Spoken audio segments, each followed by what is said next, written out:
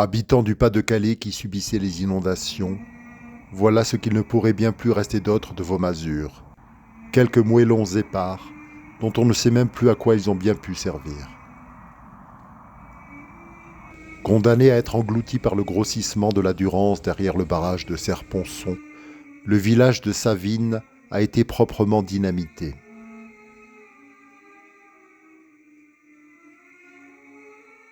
Seuls le cimetière et quelques baraques ont subsisté.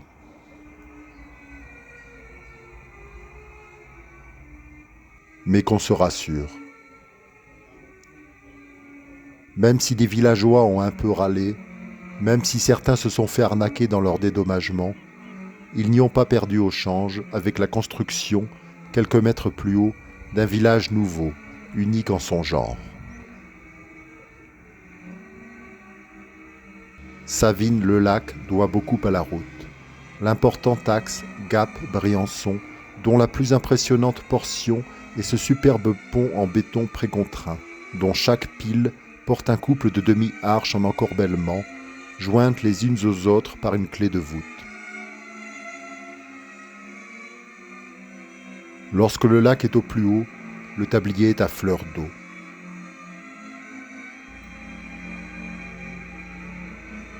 Et c'est le long de cette fameuse route, en pente, que le village est organisé, rappelant combien l'automobile, dans ces années heureuses, était reine et non accusée de tous les maux. Au sommet de la Combe d'Or, tel est le nom de cette avenue bordée de contre-allées, trône, en conformité avec cette passion de la voiture, une station-service dessinée par l'architecte Achille de Panasquette lui-même, celui qui a conçu le village nouveau et la plupart de ses bâtiments. Le modernisme des années 50 caractérise tout le village. Les volumes denses et compacts des épaisses maisons d'antan, serrées les unes contre les autres tels des moutons apeurés, sont abandonnés sans regret aucun. Le spectacle du lac et des écrins n'est pas empêché par ces îlots de bâtiments bien espacés, peu élevés, intelligemment étagés et aux toits plats.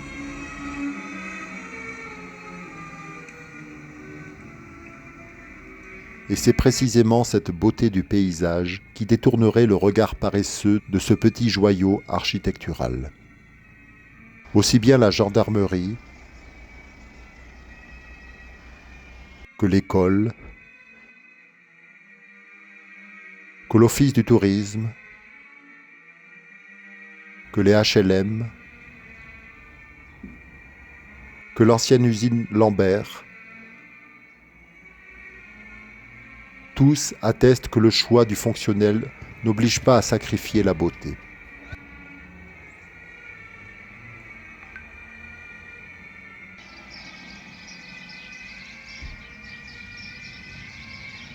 C'est au cœur du village que le geste moderniste de Panasquette est le plus théâtral. Si l'église frappe avant tout, il importe de la considérer dans l'ensemble qu'elle compose avec la mairie, l'ancienne poste et la rotonde.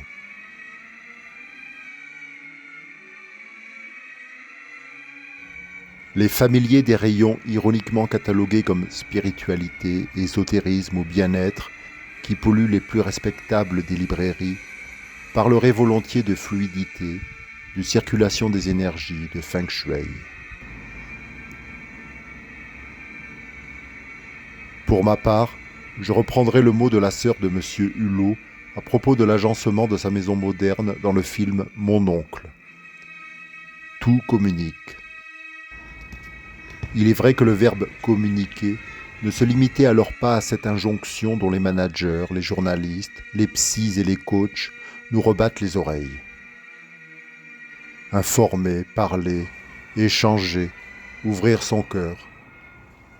Foutaise.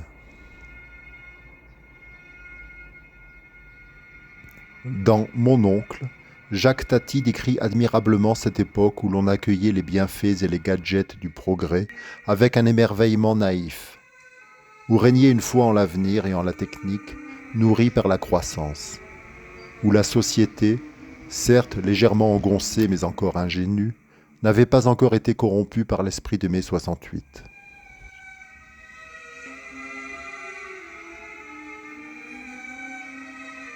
la maison moderne du film Mon oncle ne jurerait pas ici tant elle correspond à l'esprit des lieux.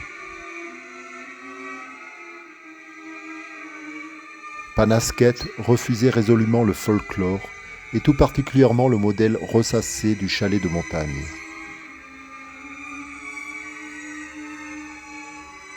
J'ai moi-même constaté combien le chalet, et surtout le chalet suisse, exerçait une séduction chez la plupart des gens. Ah, un bon chalet cossu, tout de bois, au balcon orné de garde-corps joliment ouvragés et garni de géraniums, à la façade piquée de chardons et de skis. À l'intérieur, c'est toujours ce bois réconfortant, et bien entendu un bon feu, d'épais édredons, un bol de chocolat chaud. Dehors, les prairies et les montagnes, un petit village à distance et, au loin, un train rouge aux allures de jouet qui sort d'un tunnel. On ne voit pas la ville en bas, dans la vallée. Le chalet nous protège, les montagnes nous protègent, les frontières nous protègent, les banques protègent notre compte en banque. C'est le rêve d'une sécurité totale, un rêve qui berce bien des imaginations peu fertiles. Monsieur Hulot est un homme qui, sans être un marginal et encore moins un rebelle, n'est pas dominé par l'esprit de sérieux. Aux belles villas, il préfère une promenade dans les faubourgs. Je l'imagine fumant sa pipe sur le quai de cette gare où nul train ne s'arrêtera plus.